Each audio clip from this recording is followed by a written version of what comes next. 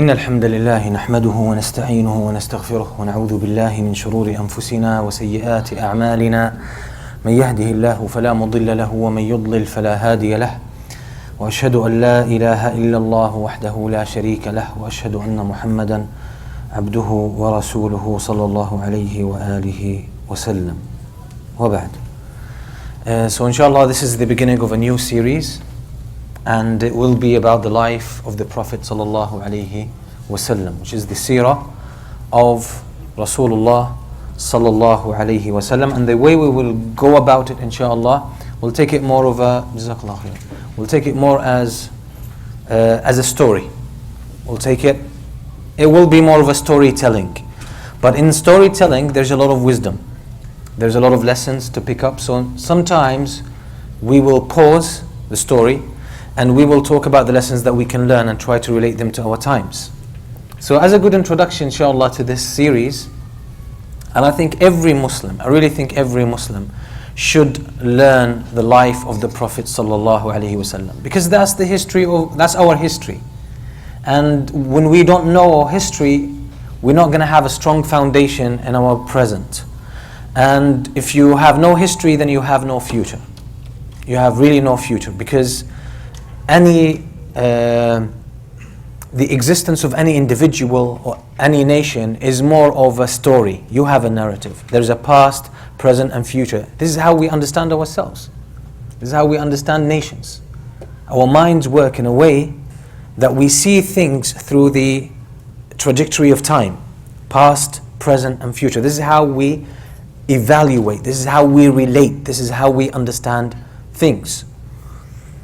So you judge the people, or you treat the people that you come across based on what you know about them or about their past, because the past tells you so much about them. And when you look into someone's past, pretty much you can predict their future to a great extent. You can predict where they're going. Same thing with even moving objects. You know, from looking at the past history of a moving object, where it's heading. So that's part of how we think and how we evaluate. This is a very basic mental process. So when we learn our history, we know where we stand today. We know why we are here today. We know the way that we have taken to reach this point in history and where we're heading in the future. So there are so many important points and benefits in studying the life of the Prophet sallallahu alaihi wasallam. I mean, also by looking into the life of the Messenger sallallahu alaihi wasallam, we learn a lot about Islam.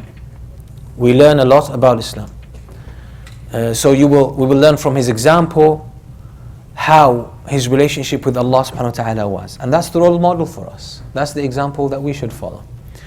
And as we go through the life of the Prophet sallallahu alaihi wasallam, we will see the sequence of the revelation of the Quran. So it helps us, it puts us in a better position to understand the Quran, understand the revelation. And by looking into the life of the Prophet ﷺ, we get to see how great a person he was. We delve into his personality, into his history, into his personal traits, into how he dealt with different situations. This actually gives us a deeper insight and appreciation of the Prophet ﷺ as a person. It reveals so much about him, especially when you see his life as a story.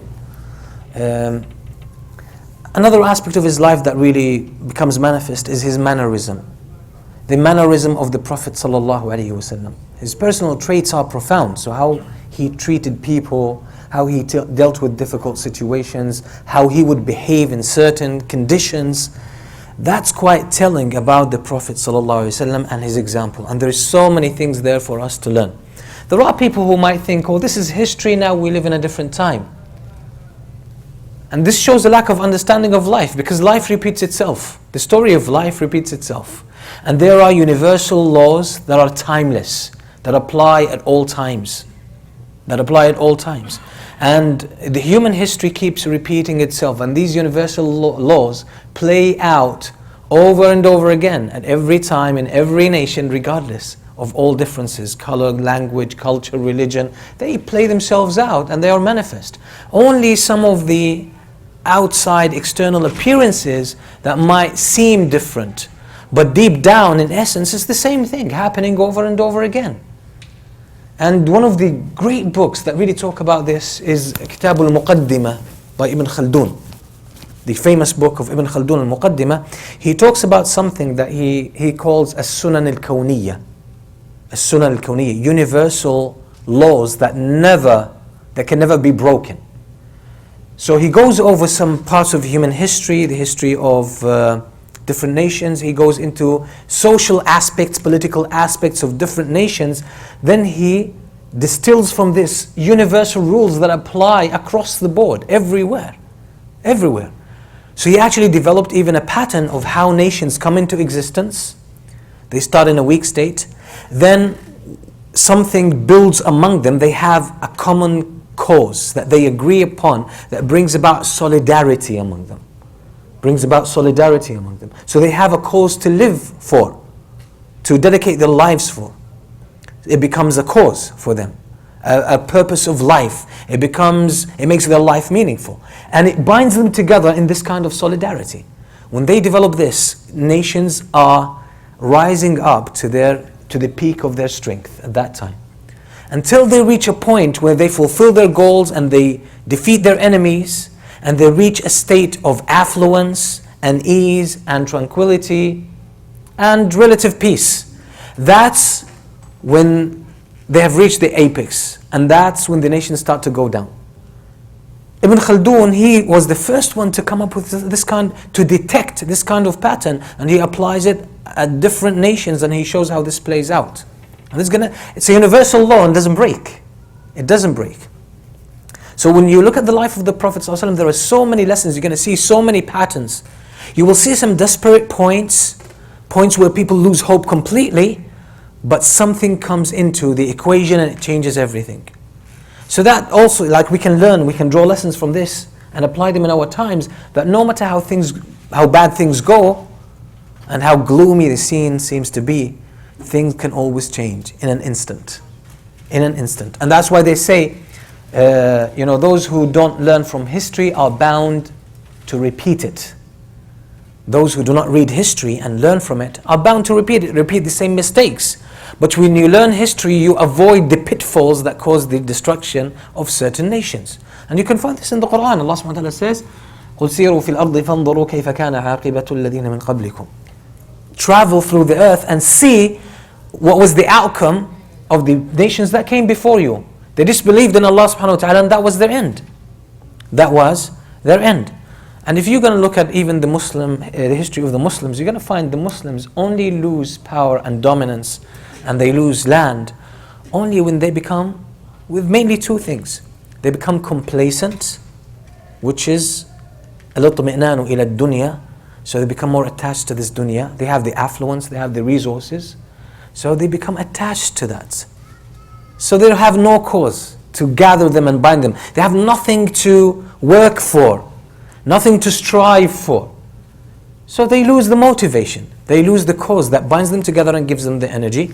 And then they start indulging in desires and the attractions of this life. And this is when they start falling into sins, oppression, greed, and they lose their unity, they lose their connection with Allah subhanahu wa ta'ala. The second most important thing is they lose knowledge. When people lose knowledge, understanding, and guidance, the nation is gone.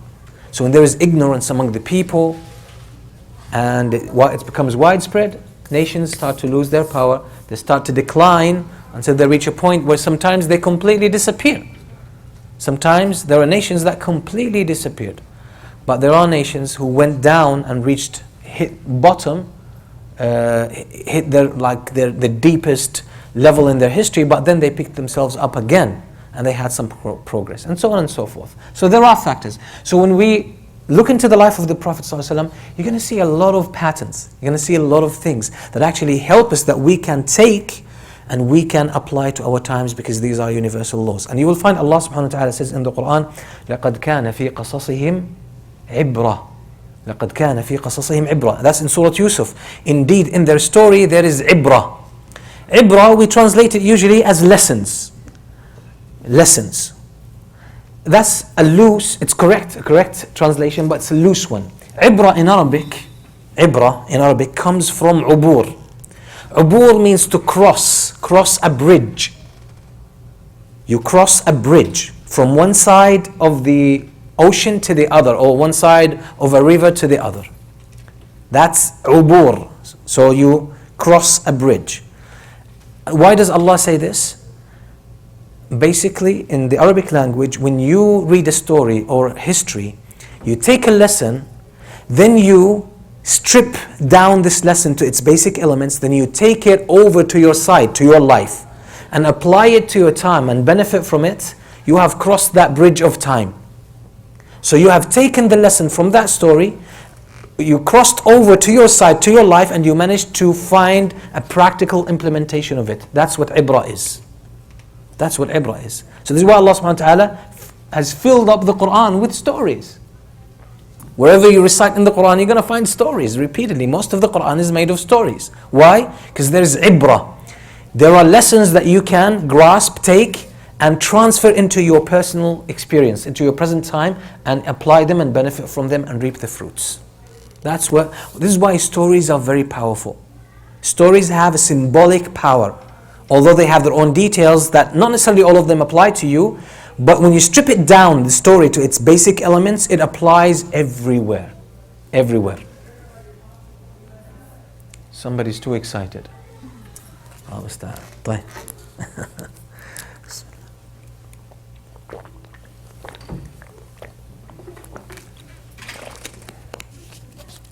So, I'm going to give you some platform and see what do you think there are benefits that we can take from the life of the Prophet ﷺ. What do you think we can learn as we study the life of the Prophet ﷺ? What can we get? What benefits? What fruits? There's so many. I just mentioned a few. Probably I said the things that were on your mind already. When you learn about the Prophet ﷺ, what do you think happens? Definitely, you're going to learn from the personality, the character of the Prophet ﷺ. One of them is patience. You're going to learn this, absolutely. You're going to learn something. Love. When you get to know the Prophet ﷺ closely, look into his personal life, his family life, his public life, political life, and how he dealt with different types of people, you can't help but love him. Really, when you see the beauty of this character, you're drawn into it. You are drawn into it. You can see the wisdom of Allah subhanahu wa ta'ala in choosing Muhammad sallallahu alaihi wasallam to be his final messenger. You can see that clearly. Very good point. Love. So that actually creates more attachment in your heart to the Prophet sallallahu alaihi wasallam, and you will see that your love, if you pay attention and take that to heart, you're going to see that your love for the Prophet sallallahu alaihi wasallam will actually grow bigger. What else can you get from studying the life? Caring as another aspect of his character, caring for others. Yes, this is actually a very obvious side of the life of the Prophet ﷺ, that he cares for others. He cares for others, whether he knows them or even if he doesn't know them. He cares for. وَمَا أَرْسَلْنَاكَ إِلَّا رَحْمَةً لِلْعَالَمِينَ. Allah subhanahu wa ta'ala says, we have sent you only as mercy to mankind, mercy to the world. So the Prophet ﷺ indeed was a manifestation of mercy. So you can see his mercy and his care, or his caring for other people. Absolutely. One more? Huh? Communication ethics. Well, that's still part of the life, the rich personality of the Prophet ﷺ. There is much to learn in terms of communication. Absolutely. We want something a bit more general rather than going to specifics. Put your hand up. That's too much for me. I can't. Again, strength. We'll tie it in with patience. So it's part of the character of the Prophet. Give me something more general, a general type of benefit. Deen. Okay, we already mentioned this, so you're going to learn a lot about the Sunnah of the Prophet ﷺ, a lot of the aspects of Islam from how you see the Prophet ﷺ deals with different situations. Huh? Statesmanship, leadership. Yeah, I mean that's going to be manifest.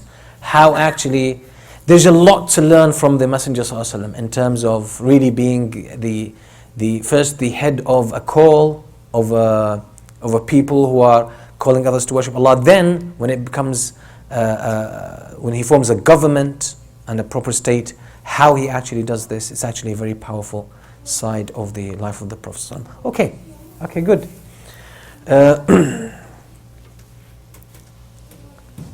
So in order to get into the life of the Prophet ﷺ, we're going to see what happened before that, to give some kind of background. There was a man in Mecca, one of the most important people in Mecca. One day, probably he seems to be physically tired, fatigued. We don't know really what he was doing, but he seemed to be tired. He comes to Al-Kaaba. To what they call Al-Hijr. You know, this arch. Okay, that's part of Al-Kaaba. So he has this place for him usually where he rests. He's one of the important people in Mecca, important personalities.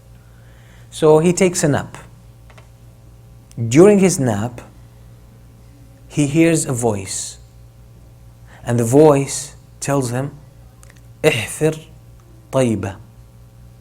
Dig out طيبة. طيبة means good, something good. He wakes up, he doesn't know what that means. What's this voice? And dig out طيبة. What's طيبة? So he asks what طيبة, but the voice doesn't seem to respond. So when he wakes up, he feels there's something weird about this dream, about this voice that he heard in his dream, but he doesn't know what to do with it. So he decides to ignore it.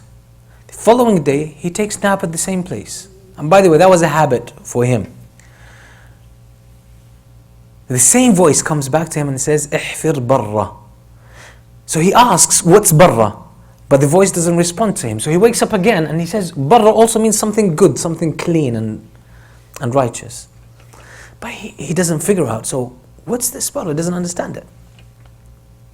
Third day, same thing. Same voice comes to him and says, "Ihfir zamzam." Ihfir zamzam. So he says, "What's zamzam?" But now the Arabs have a history of zamzam. They know there used to be in Mecca, there was a well called Zamzam. They knew this. But the well dried. It dried out and there was no water in it anymore. And the traces of the well were lost. No one knows where it was. Well, they know roughly it was around Al-Kaaba, but they couldn't find it. So it was lost. So he says, "What's Zamzam?" So the voice describes to him what Zamzam is. And I don't remember the exact narration, but it says basically, "احفر زمزم عند نقرة الغراب الأعصم عند بيت النمل بين الفرث والدم لا تذم ولا تزم أو ولا تزم." Okay, basically, dig out Zamzam. It's by the colony of the ants, close to that, where the crow comes around and hits with its beak. And this Zamzam, it never dries out for good. And it's never like, there's nothing bad about it. Now, this is a description that is clear for the locals in Mecca. Meccans know what this place is. So he wakes up, he goes and he calls on his only son at the time. He had a son called Al-Harith. So he brings Al-Harith, a young man, they bring their tools, they start digging in that spot. A while later, as they were digging, water comes out. It comes out and they see the borders or the small wall against the well, the borders of the well, the old well. When they see that, they recognize this is Zamzam. They know Zamzam was the well of our father Ismail. He's the father of the people of Quraysh, their father, their ancestors. So when he says this, he says Allahu Akbar. Was he Muslim? No, Allahu Akbar. The Arabs used to say Allahu Akbar because they worshipped Allah. But they associated partners with Allah in worship. So they would devote some worship to these partners, like al-asnam, the idols. So, but they worshipped Allah subhanahu wa ta'ala. They knew Allah was there. They knew Allah was the creator. But the problem was they associated these asnam, these statues which represent righteous people. They worship them besides Allah, basically making dua to them, thinking that they can help them, offering sacrifices to them. And we know that this is shirk, this is polytheism. And that was their main problem. So he said, Allahu Akbar. Now when this man says Allah, anyone has figured out who I'm talking about now? Abdul Muttalib. Abdul Al-Muttalib. Abdul Muttalib, who is the grandfather of the Prophet ﷺ. Abdul Muttalib. By this time, Abdul Muttalib says Allahu Akbar with a loud voice. People of Mecca said there's something fishy there. There's something there happening. So they rush to him, they see the well, they say, wow, that's Zamzam. So they said, we have a share. This is the well of our father Ismail. So we automatically have a share in this. That's an inheritance. Abdul Muttalib says to them, no. So he says, إِنَّ هَذَا لَأَمْرٌ خُصِصْتُ بِهِ دُونَكُمْ. This is something that was given to me specifically, excluding you completely. I was told about this. I was meant to do it. 3 nights or 3 days, I have the same dream and tells me and gives me the exact description where to find it. This is specific for me. I'm not going to give it to you. You have no share. It's all mine. They say, no, you have to give us a share. So there was a dispute. Now they had a habit there. How would they sort out a dispute? They had what they call sorcerers or al-kahana, from kahin. People who deal with magic, they deal with jinn, this kind of hocus pocus, abracadabra stuff, right? The same thing like Harry Potter, magical spells and so on and so forth. They would go to these people, and these people would play their magic and look into their marble sphere, and then they would figure out the answer. Obviously, these people dealt with jinn.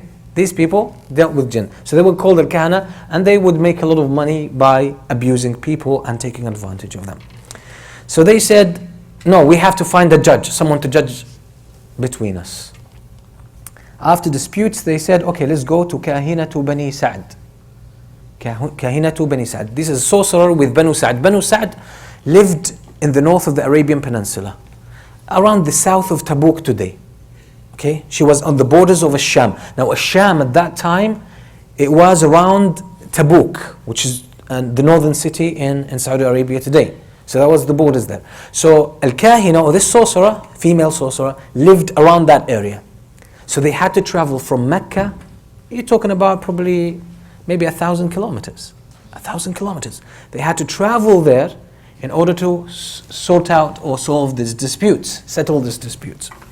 So Abdul Muttalib goes with his son Al-Harith and some of his brothers, his close family, as one group, and the other leaders in Mecca, they go as a separate group. But they were sort of traveling together, but still separate.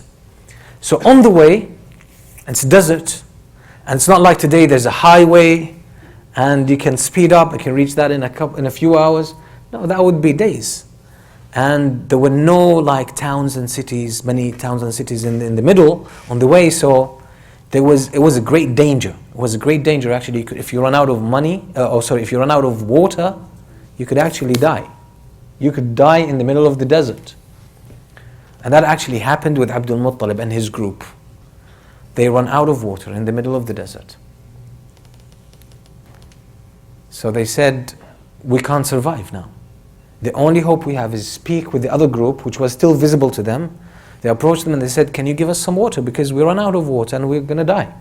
They said, sorry, we are also in the middle of the desert. If we share our water with you, that means both of us are going to die. We care about ourselves now. You guys find out a way. Find out a way to survive. So Abdul Muttalib with his group, they start, consulting with one another. What should we do? What's the best? Go back? Even if you go back, you're going to die on the way. We're in the middle of nowhere. Wherever you go, you're far from everything. Wherever you go, you're going to die on the way.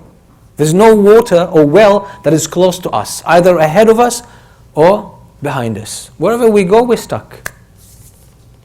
And that shows you that's a lot of disputes where they get people.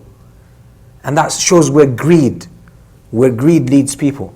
So disputes most of the time don't lead to a good result. They don't lead to a good result.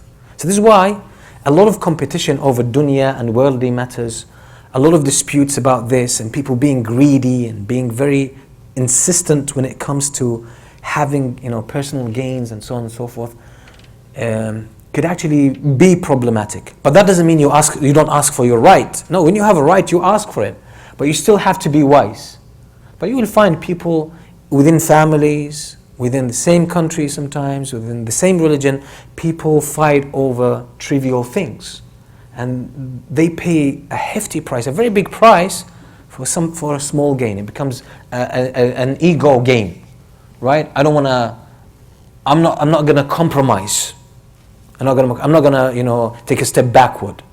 I'm not gonna leave it for you. So it becomes an issue of pride and ego, and people get stuck.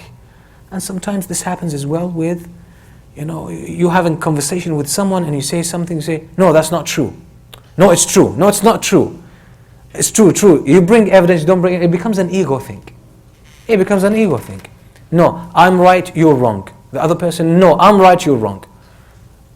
You can't prove to someone in that state anything. You can't prove it. If it becomes a matter of ego, a matter of personal pride, the mind is put on the side. There's no logic here. There is no logic. So anyway, they thought, what can we do? They consulted one another. We're stuck now. What can we do? How can we get out of this? They arrived at one conclusion. They said, you know what? If we die, our bodies will be, lying on the surface of the earth. And that means, beasts, wild animals are gonna eat us. And the Arabs and many cultures actually have this sanctity for the body. No, it should be buried. It should be buried. So they started thinking about what they're gonna do to their bodies when they die. So they said, instead of all of us being eaten, what we can do, we still have some energy now, some calories now. Let's use these calories that we have to dig graves. Each one of us digs their own grave. And then each one of us, we make our graves close to each other. Then each one lies next to their grave or in their graves. When someone dies, the other ones, with the little energy they have, they push some dirt on top of him. Then there remains one person who has buried everyone else, and he remains. If animals eat him, that's fine. One person, gets eaten better than all of us. So that's the best solution they could arrive at. They really sat. They dug their graves, each one sat in their own grave. Then Abdul Muttalib, and it tells you as well sometimes when people are trapped in, people without guidance and without connection to Allah subhanahu wa ta'ala, how crazy people could go. And by the way, this didn't seem crazy to any of them. It made so much sense. And that's the problem with cultures.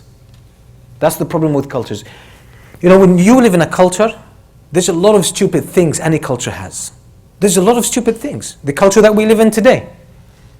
But we are blind to these absurdities. We don't see them. Once you become part of a culture, it's hard to see what's wrong with it. Once you develop personal traits, it's hard to see what's wrong with them. They become blind spots.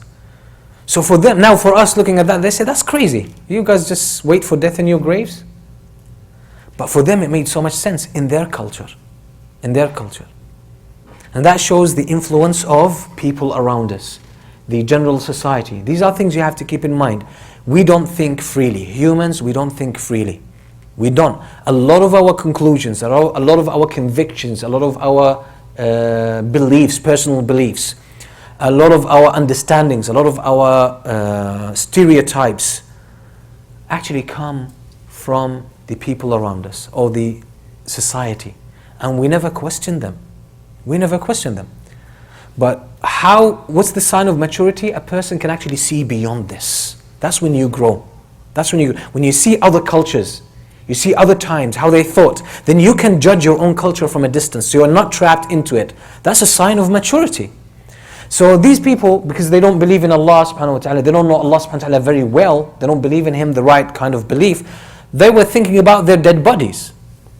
But then it just dawned on Abdul Muttalib. it dawned on Abdul Muttalib. He just thought, he said, you guys, we're just sitting in our graves waiting. He says, this is هذا عجز. He said, إن هذا العجز. This state of helplessness is inappropriate. If we're going to die, let's die trying to find something. So, come on, let's start moving. We're going to actually start searching for water. Let us die searching for water rather than die in this helpless state. So they decided actually to start searching for water. Abdul Muttalib gets on the back of his horse or camel. As soon as it hits the ground, water comes out from underneath the camel or the horse. It comes out. So when they saw this, they filled their containers, they drank, and they were relieved. Then they approach the other group and they say, you can fill up your containers, and we have just found water here. So they come, they fill up their containers as well. Then they want to resume their journey to that sorcerer, to Al-Kahina. But now the other group they say to Abdul Muttalib, they say, they said, إن الذي أعطاك الماء هنا في الصحراء وفي هذه المفازة لهو الذي أعطاك زمزم. They said, the one who gave you this water in the middle of the desert where it's unexpected to find water, and in this fashion, okay, he's the same one who gave you Zamzam. We don't need to carry on with the journey. We're going to leave it for you. Let's go back to Mecca. That's a strong sign. That's a strong sign for us. We don't want it anymore. So they actually head back to Mecca. And Zamzam, or the ownership of Zamzam, stays with Abdul Muttalib and his family. And this is why they used to offer water to the pilgrims when they came to Mecca.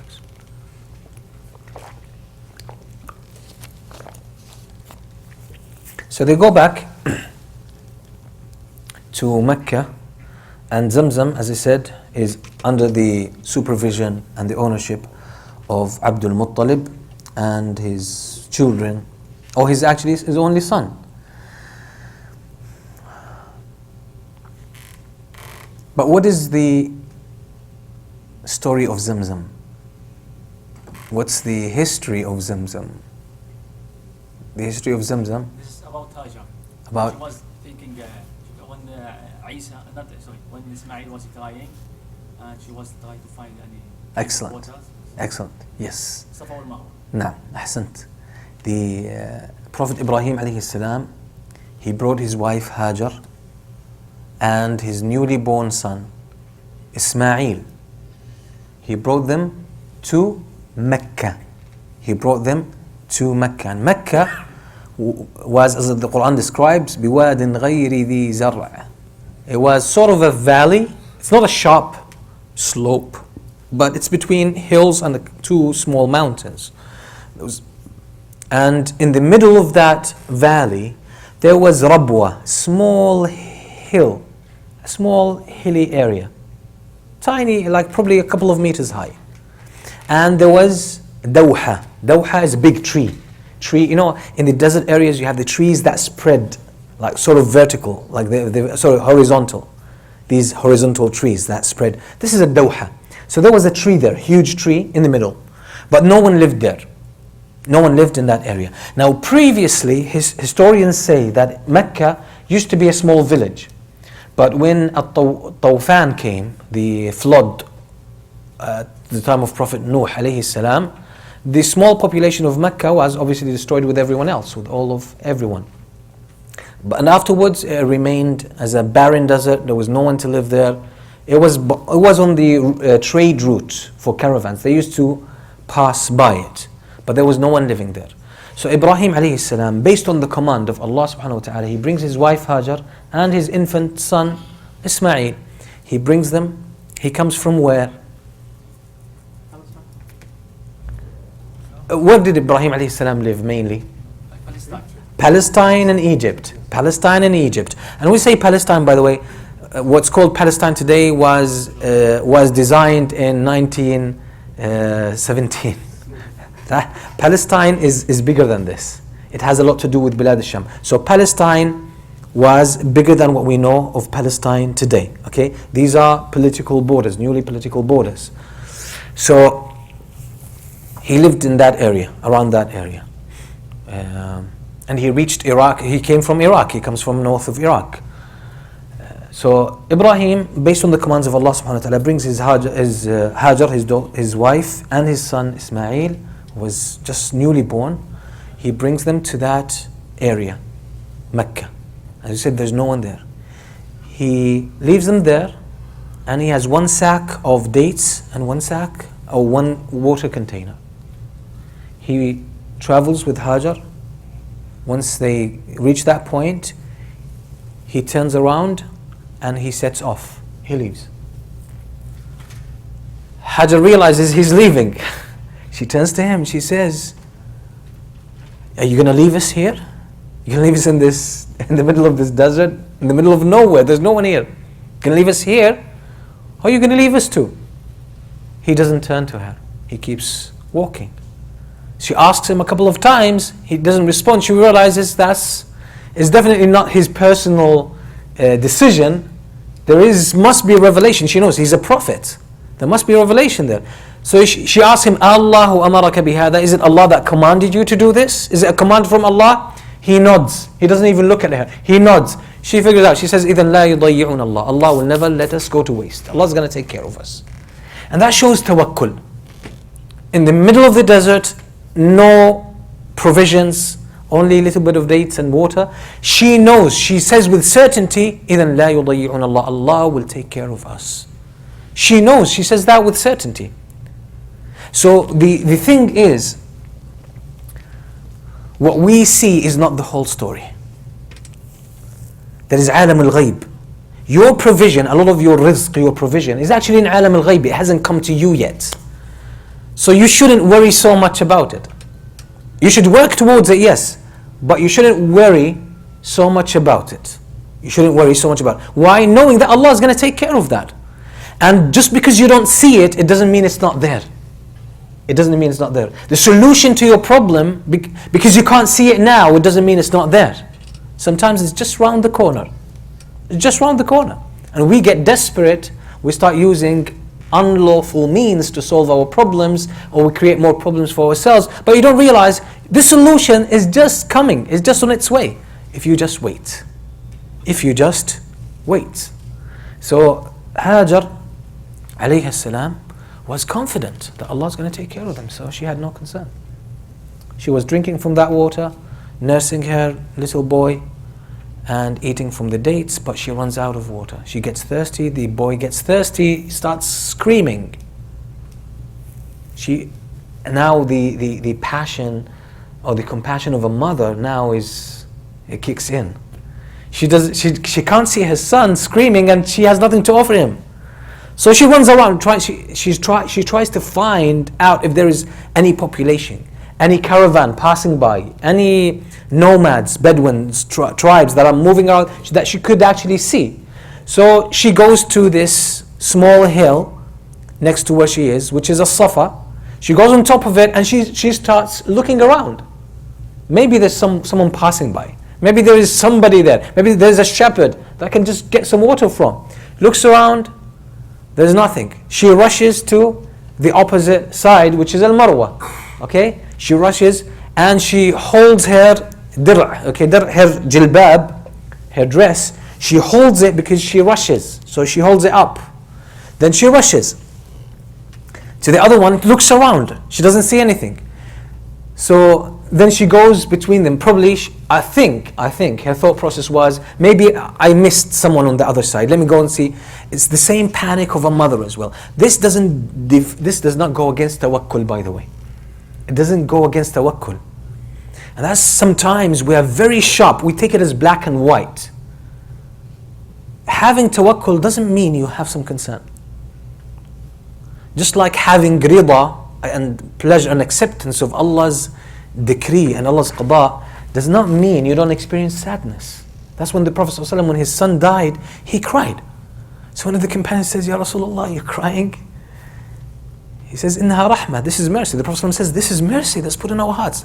Does this mean the Prophet ﷺ was not accepting of Allah's decree? No, he was. So it's not about black and white. It's not about black and white. This is why Fudayl ibn Iyad, when his son died, he laughed. When his son died, he laughed. They said, why you laugh? He said, I'm happy with whatever Allah decreed. Now Imam Al-Qayyim criticized this. He says, this is not the right type of being pleased with the decree of Allah, because the Prophet ﷺ was better than Al-Qadi Iyad. He cried. So crying does not go against accepting the qada of Allah and being happy with it. It doesn't go against it. It means you're a human being, you still have this human nature, and you go through your normal human emotions. The same with Hajar. She was a woman, she was concerned for his son. But that doesn't mean she felt Allah is going to leave them. She didn't feel that, but she realized she had to do something. She was acting on her instinct as a mother. That's it. So sometimes we are harsh to judge ourselves or judge others, say you don't have tawakkul, you don't have acceptance, based on human emotions like this. No, not necessarily. Not necessarily. So she runs between them 7 times, and the Prophet ﷺ says, وَلِذَلِكَ سَعَ النَّاسِ. And this is why people make sa'i between Safa and Marwa. So it became an act of worship. And it was there from the time of Ibrahim till the time of the Prophet ﷺ, till our times, till the end of time. Sa'i between Safa and Marwa is going to be there as one of the acts of worship and one of the acts of pilgrimage. So when she was in her last bout on Al-Marwa, she hears a cracking sound. She looks around, the water has come out next to her son Ismail. So that small hilly area where the tree is, water comes out. So the Prophet ﷺ says this was the angel. The angel hit the ground with his wing, and Allah caused the water to come out. And that's Zamzam. That was Zamzam. So she started taking from that water and filling the container.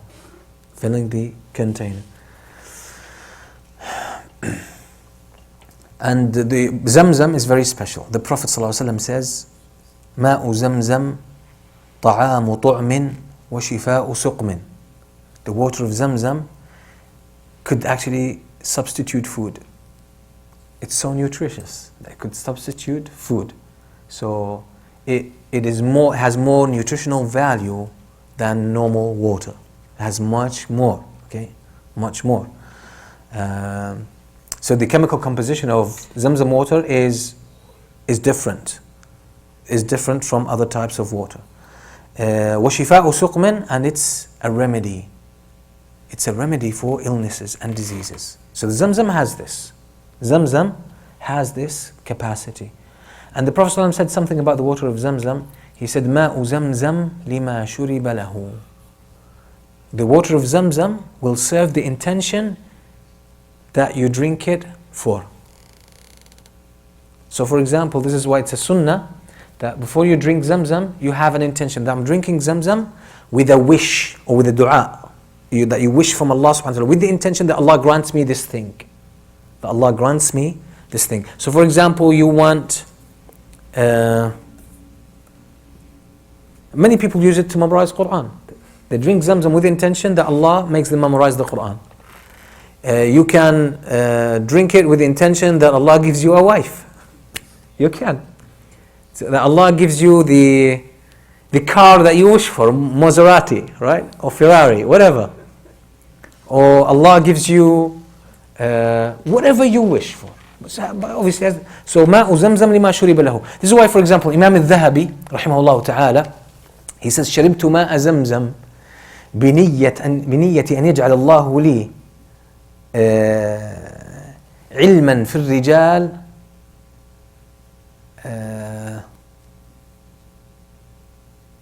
was it Dhahabi? No, it was Ibn Hajar, sorry, it was Ibn Hajar Al-Asqalani. He said, شربت ماء زمزم. Ibn Hajar Al-Asqalani, the one who made a commentary on Sahih Al-Bukhari, the famous commentary on Sahih Al-Bukhari, Fath Al-Bari, Ibn Hajar Al-Asqalani. So he said, I drank Zamzam with the intention that Allah gives me knowledge of hadith and the narrators of hadith as Al-Imam Al-Dhahabi.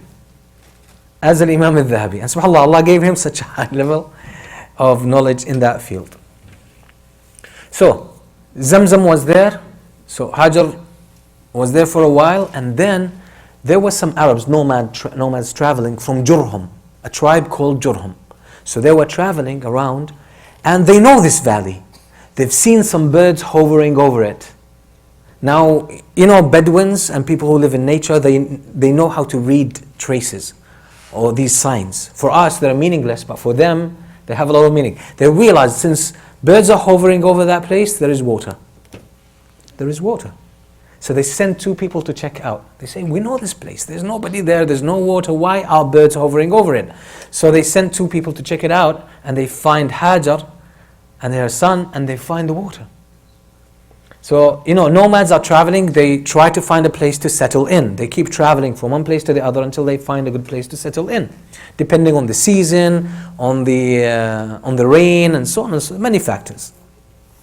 So so when they see it in that state, they say to Hajar, would you allow us to move into this area since there's water? Would you allow us to move into this area? Now Hajar, as the Prophet ﷺ says, she had a liking for people. She was a very sociable person, and she wants that, she doesn't want to stay by herself. So she wants people to live around. So she loved that. But she said, but this well is mine. You guys have no right to it. I give you from it, but you don't have right to it. They said, fine, we agree to this. So Jurhum settled there. Jurhum spoke Arabic. Tribe of Jurhum spoke Arabic. So they settled there. Ismail alayhi salam grows among them. So he learns Arabic from them. He learns Arabic from them.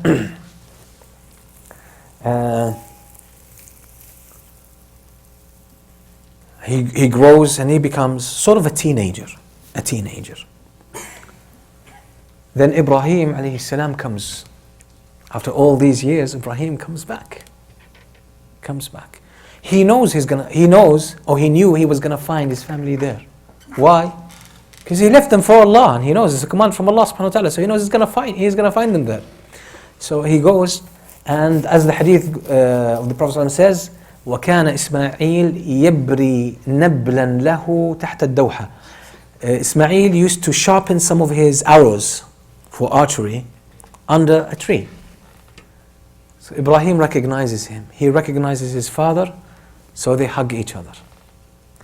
Then Ibrahim alayhi salam says to his son, Allah gave me a command, and that's to build his house here. Build his house here. So would you help me? So Ismail said, absolutely. So they start actually building Al-Kaaba. And this is what Allah subhanahu wa ta'ala reveals in Surah Al-Baqarah, وَإِذْ يَرْفَعُ إِبْرَاهِيمُ الْقَوَاعِدَ مِنَ الْبَيْتِ. When Ibrahim builds on the foundations. Now foundations, well there's a dispute here, but many of the scholars say that the foundations of Al-Kaaba were already laid down. They were there already under the soil, under the dirt or the sand. So Ibrahim uncovered them, then he built on these foundations. وَإِذْ يَرْفَعُ إِبْرَاهِيمُ الْقَوَاعِدَ مِنَ الْبَيْتِ وَإِسْمَاعِيلُ رَبَّنَا تَقَبَّلْ مِنَّا إِنَّكَ أَنْتَ السَّمِيعُ الْعَلِيمُ. So they were building and they were calling upon Allah, oh Allah, accept from us, you are the all-hearing, the all-knowing. رَبَّنَا وَاجْعَلْنَا مُسْلِمَيْنِ لَكَ وَمِنْ ذُرِّيَّتِنَا أُمَّةً مُسْلِمَةً لَكَ. Allah, make us people who submit to you, Muslims towards you, that we submit to you, we follow your command, we are obedient to you.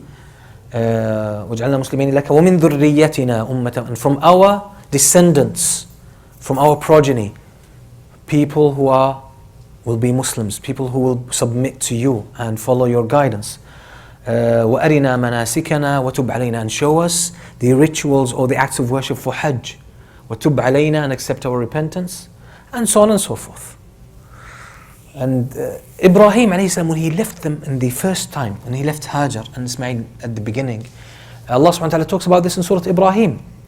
He says, رَبَّنَا إِنِّي أَسْكَنْتُ مِنْ ذُرِّيَّتِي بِوَادٍ غَيْرِ ذِي زَرْعٍ عِنْدَ بَيْتِكَ الْمُحَرَّمِ رَبَّنَا لِيُقِيمُوا الصَّلَاةَ.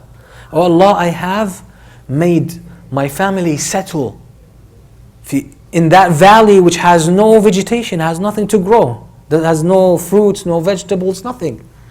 عِنْدَ بَيْتِكَ الْمُحَرَّمِ, where your sacred house is supposed to be built.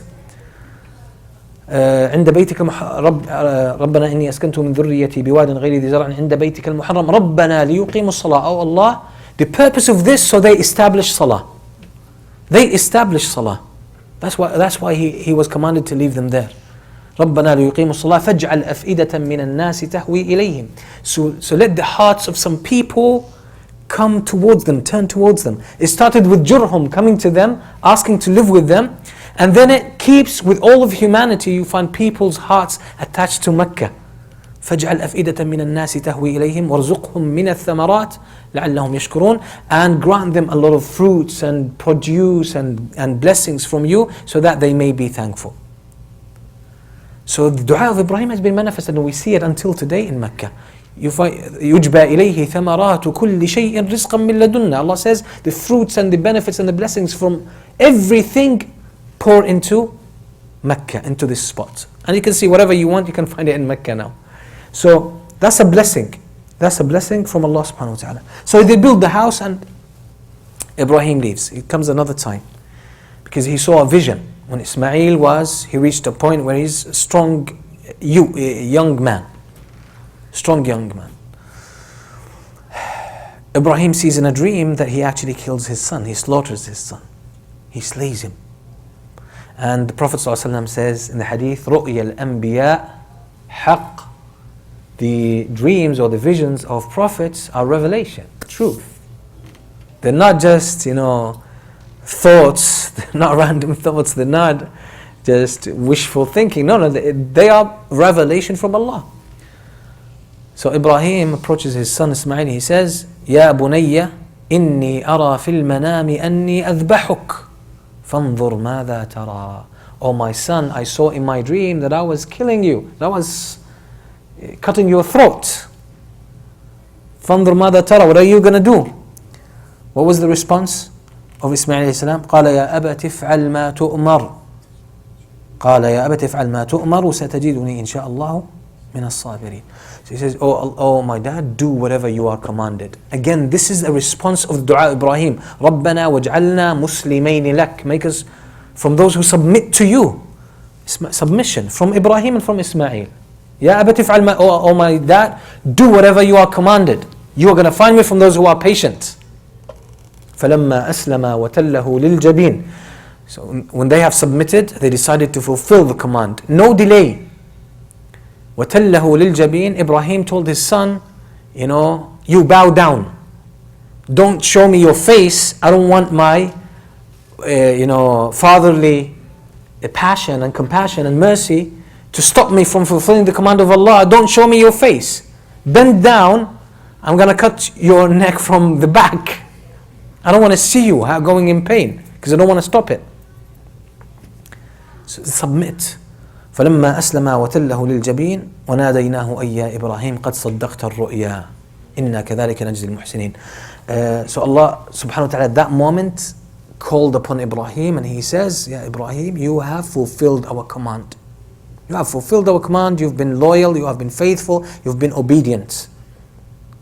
وَفَدَيْنَاهُ بِذِبْحٍ عَظِيمٍ. Then Allah subhanahu wa ta'ala sent down a ram. And this is the ransom of Ismail alayhi salam. You don't have to kill him. It wasn't the point to kill him, but it was a test for you and him. It was a test for you and him. So some narrations indicate, you'll find them in the books of tafsir, Ibn Kathir mentions some of them, that Ibrahim actually started cutting his neck with a knife. But Allah subhanahu wa ta'ala made the back of his neck turn into metal, copper, something like copper, so the knife could not go through it, could not cut through it. Until Allah subhanahu wa ta'ala sent down the ram and he called upon Ibrahim and he said, you have fulfilled the command of Allah subhanahu wa ta'ala. And obviously this is what Ibrahim alayhi salam has a very special state among the prophets and messengers. This is what Allah subhanahu wa ta'ala describes him in the Quran. So many beautiful descriptions. Inna Ibrahim kana ummatan qanitan lillah. Many other descriptions. Special descriptions about Ibrahim alayhi salam. So that was the test for them, and this is why we have a sacrifice. The sacrifice came from this.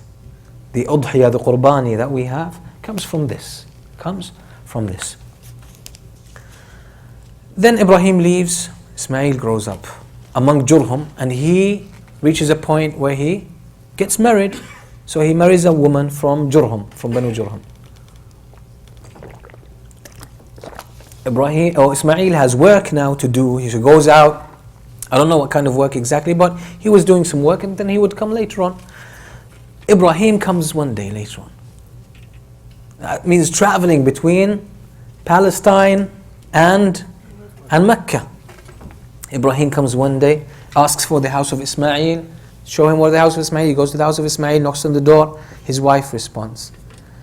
So he says, where's Ismail? She says, he's out, working. He says, okay, so how is life? كيف أنتم? How are you? How is life treating you? She says, we live in distress, very difficult conditions. We don't eat enough, and our conditions are hard, and we're uncomfortable. We're not feeling comfortable in our lifestyle. So she started complaining. So he tells her, when Ismail comes back, tell him, or convey my greetings, my salam to him. And it says, وَقُولِ لَهُ غَيِّرْ عَتَبَةَ بَابِكَ, and tell him, change your doorstep or your doormat. Ismail comes later on at the end of the day, and he says to his wife, anybody asked for me? She says, yes, there was a man, an older man. He came and asked for you, and I told him you went here. And he said, describe him to me. She describes him. He realizes, that's my dad, that's Ibrahim alayhi salam. Did he say anything? He said, yes, he's just sending his greetings, and he says, change your doormat or your doorstep. He says, this was my father Ibrahim, and you are my doorstep. He's actually ordering me to divorce you. And that's a command from a prophet. It's not just a desire from a father goes to his son, I don't like your wife, divorce her. It's not like this. Okay? We have to remember, these are prophets, they are giving guidance from Allah subhanahu wa ta'ala. So it's not a haphazard decision, or he just felt bad, okay, I want you to divorce her, or I'm not going to talk to you. Like sometimes parents do this to their children. It's not a good practice. Like, just because I don't like your wife, divorce her. Why? She's a good woman. Why? Anyway, then later on, some time later, Ibrahim comes again. And Ismail this time had already divorced his first wife. He married another wife, again from Jurhum. His father comes, knocks on the door. Wife responds, where's Ismail? He's out. كيف أنتم? How is life treating you? How are you guys? How are your conditions? She says, Alhamdulillah. We live in a good state. We eat, we drink, we live in peace. Okay, Alhamdulillah. She says thanks to Allah. Allah blessed us with so many things. So he says, when Ismail comes back, give him my greetings and tell him, ثبت عتبة بابك. Keep your doorstep. Maintain that doormat. Then he leaves. He leaves where? To Palestine. Now we're talking about. Subhanallah. So Ismail comes back and he says to his wife, anybody asked for me? She says, yes, there was this older man. She describes him. Says, oh, that's my dad. Did he say anything? Yes, he greets you and he says, keep your doorstep. He says, you're on my doorstep, and he commands me to keep you here. That shows complaining is not a good personal trait at all. It's a serious flaw in character. Some people have this complaining, nagging character. Wherever they go, they find something to complain about, to nag about. They always see the negatives. Some people think it's actually a very good thing. Like, I can find fault in everything. That's a prescription for disaster in your life. So, and that's actually that's a reality. That's a reality. There's scientific research about people who nag and complain. And actually, these people are miserable, really miserable, and it affects their brain. It hardwires their brain and has an effect on the hippocampus part of their brain. It gets smaller and has to do with emotions, okay, and regulating emotions. And basically, the practical consequences of people always complaining and picking on the negative things, being able to figure the negative things quickly, their attention is always directed there, is that wherever they go, they're gonna find faults, they're gonna make life hard for them and hard for others. Really. So when you complain a lot, what happens, your brain changes. I'm sure there are other processes there, especially when it comes to the soul and the heart. But at least that's what neuroscience tells us today. That when you actually complain and you always search for mistakes and for problems and for issues and for loopholes and for faults, what happens, this is how your brain starts to shape itself and create connections in that way where it actually makes you completely fixated on negative. So wherever you go, you always search for mistakes automatically, and thus you miss the good things. You miss out on the good things. And you know how life could turn actually for this. And I remember there was a research on a lot of people in different fields, in different professions. I think that was the University of Berkeley, California. They were actually trying to see which professions are more prone to depression and mental illness. And they found out, no offense to anyone, but they found out lawyers actually have a higher level of depression among all other professions across the board. So they tried to find an explanation for this, and they actually, some of them came up with this explanation. They said actually lawyers always search for loopholes in laws, in arguments and mistakes. That's what their work depends on. They try to see what's wrong with your argument so they can win the argument. So the brain hardwires, because we have this, what they call neuroplasticity, where the mind, our brains are not, by the way, are not fixed. They keep changing and growing based on how we think and our habits and so on and so forth. So they figured out that their brains are hardwired to pick mistakes, and they found that they're in their personal lives, like these people with their spouses, they keep pointing at their mistakes. With their kids, point at their mistakes. Wherever they go, they see only mistakes, because it helps them in their work, but it destroys their family life. So they started actually a new training program for a lot of lawyers that they can go through, where they can actually develop another habit so they can shift. When they go back home, they can turn off their radar or their detective ability for figuring out mistakes. Anyway, that was more on the side.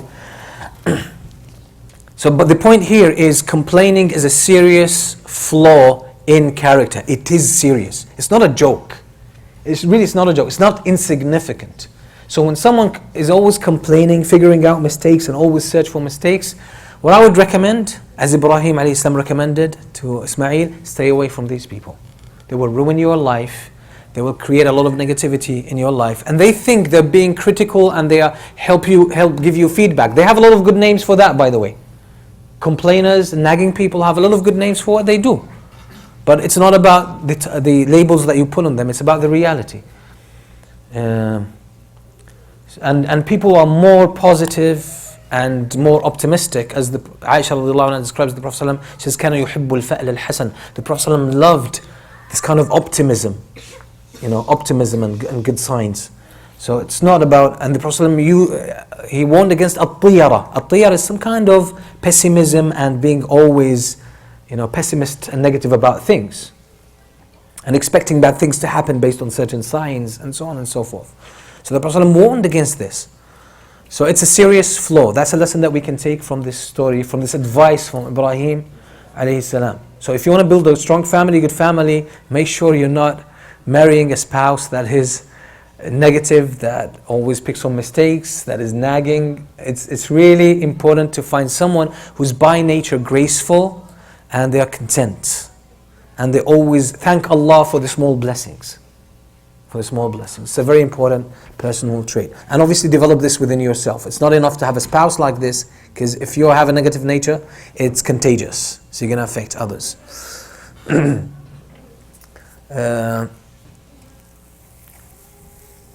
So that's pretty much the history of Zamzam. SubhanAllah, Zamzam took us down a different route.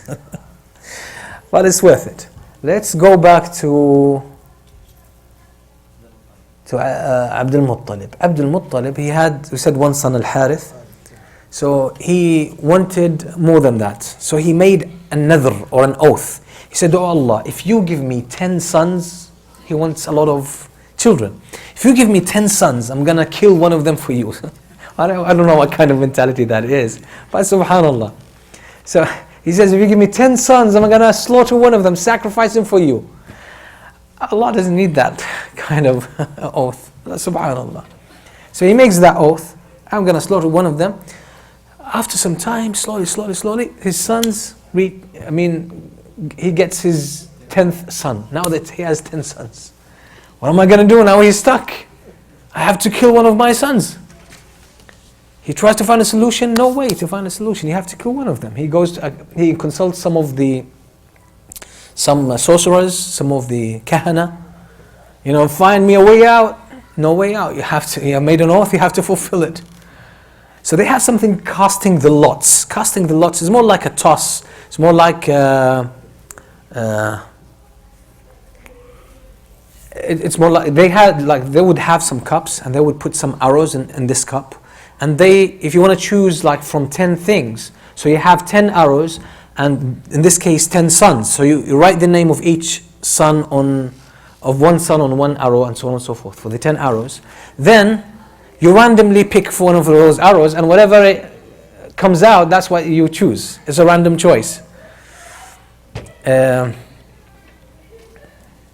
Mustafa, can you speak with these excited young boys?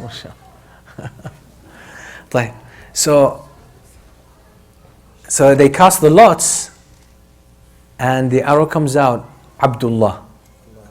And his youngest, he's not his youngest, but his dearest son, the one he loves the most, Abdullah. Anyone who has children, you love them all, but there is someone who just captivates your heart. You can't do anything about it, you treat them equally, but there's someone who just owns your heart. Okay? So it was Abdullah, for Abdul Muttalib it was his son Abdullah. Now he's a real dilemma. He says, no, I have to find a way out, I can't kill my son. So, inshallah, next week we're going to find out. Next week we're going to find out what Abdul Muttalib did, inshallah, to get out of this predicament. I have time for 1 or 2 questions. Either, if there are small questions, we can take 2. Any questions? Any questions? So next week, inshallah, we're going to carry on. This is how we will go through the seerah in this kind of style. Take it as a story, but still take lessons and learn from it. Inshallah, by this we fulfill or we implement the verse where Allah subhanahu wa ta'ala says, لَقَدْ كَانَ لَكُمْ فِي رَسُولِ اللَّهِ أُسْوَةٌ حَسَنَةٌ. Indeed, in the Messenger of Allah, there is a role model, an example for you to follow. So, no questions? One question. What book are we using for the seerah? What's the name of the book we're using for the seerah? I'm not using a specific book. So that's over years and years of teaching seerah, reading in it. There's a lot. I have my own notes, a lot of stuff in my head. I'm just bringing it back. So some of the good books is actually the Sealed Nectar is a good book. That's the most available, and it's okay. It's okay. It's a good book, inshallah. طيب, barakallahu feekum. Okay. Is it possible if we increase the frequency of this halaqah? Yeah. The problem with increasing the frequency of the halaqah twice a week is people who can make it for Friday might not be able to make it for another day. So that's problematic. So we'll keep it inshallah for Friday, and it's good. I'm going to leave at the end of each Friday, each halaqah, I'm going to leave a cliffhanger, just like this, leave you in the middle, so to make sure you come back next week and probably bring someone else. So for me, I believe this is very important as well, knowing our history.